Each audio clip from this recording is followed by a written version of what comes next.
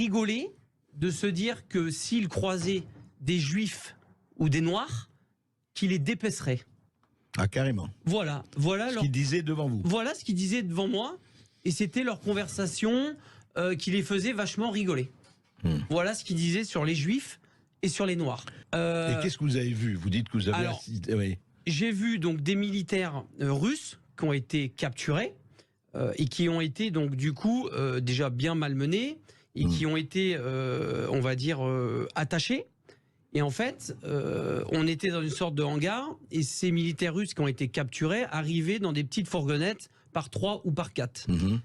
Les militaires Azov ukrainiens leur demandaient qui est l'officier, qui est l'officier. Je vais vous expliquer pourquoi. Ou ils répondaient pas, ou ils répondaient. Chaque militaire qui descendait de cette fourgonnette se prenait une balle de Kalachnikov dans le genou. Alors qu'ils étaient sans défense, j'ai des vidéos qui l'attestent. Sinon, je me permettrais pas de sortir des trucs pareils. J'ai des vidéos où on montre des militaires russes en train de se prendre des balles dans le genou. On ne sait pas trop pourquoi, parce qu'ils répondent pas à des questions. Et les gens qui avaient le malheur donc de dire c'est moi l'officier se prenaient une balle dans la tête. Voilà comment ça se passe à Boutcha. Voilà comment ça se passe en Ukraine, du moins pour le bataillon ukrainien Azov. Ils pourront dire ce qu'ils veulent. Moi, j'étais là, j'ai vu ce qui s'est passé. Tout ça, on n'en parle pas. C'est vraiment... Je vais vous raconter encore quelque chose de beaucoup plus grave. Vous avez des bombardements tout le temps, on voit à la télé, etc. J'ai vu donc des journalistes américains.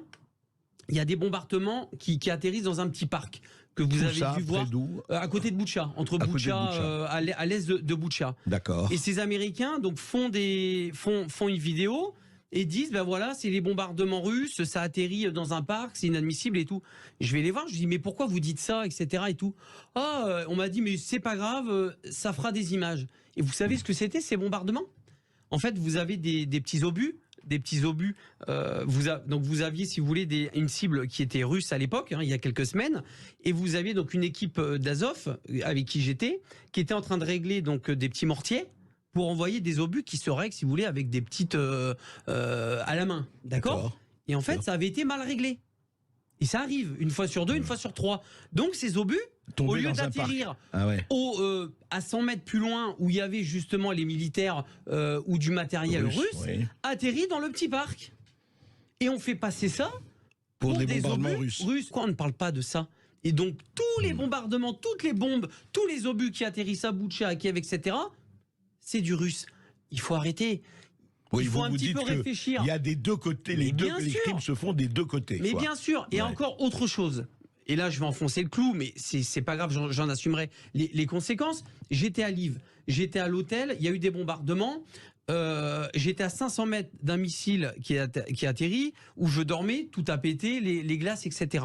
Je vais tout de suite sur place, et en fait, on s'aperçoit que les 5 missiles, il y a 4 missiles qui ont tapé des dépôts d'armement.